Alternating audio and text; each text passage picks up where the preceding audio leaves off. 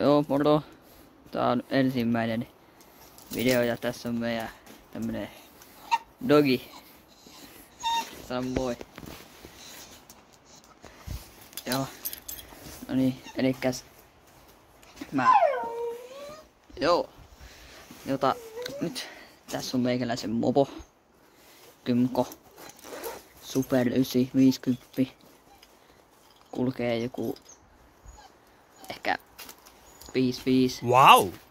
Ja joo, siihen tulee uusi tanko jossain vaiheessa ja joo, sit kun iskä joku kaveri sorvaa se adapterin, kun tähän ei mene mikään valmiiksi.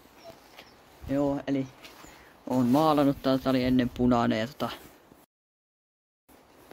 kilventeline on vaihtanut, sitten vakioputki on ja joo, vakiotekniikka. Joo, vois kokeilla, että lähteekö tää käyntiin tässä näin. Vaihoin tähän tulpan vähän aikaa sitten, niin ehkä lähtisikin.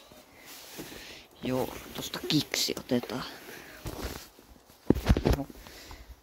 Noin virrat päälle.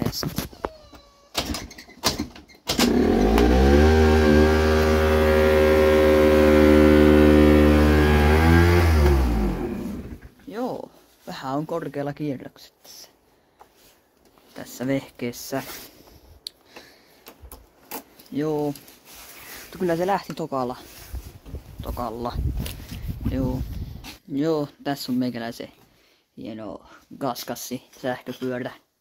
Joo, Oulaiskaan en jaksa polkea ilman sähköä, niin tuo on oikein hyvä. Ja täällä on Kymkoon jo uusi tanko. Tämmönen tankkakapea, mut ihan hyvä ja tommonen hieno tangon pehmustekin on siihen laittu ja joo, sit tuolla on siihen uusi takakumi ja semmoista. Joo. Ajattelin, että mä tähän gaskasin laitan varmaankin näihin näin, niin noitten päälle semmoista teippiä. Joo, ja sitten vois Kymkoon laittaa siis pandatarrat, koska sehän on panda Kymko, koska se on mustavalkoinen. Sitten talvella mä maalaan siihen sen vanteet ja sit se on oikein hyvä. Joo. Tälläkin on aika paljon ajettu. Kohta 6000.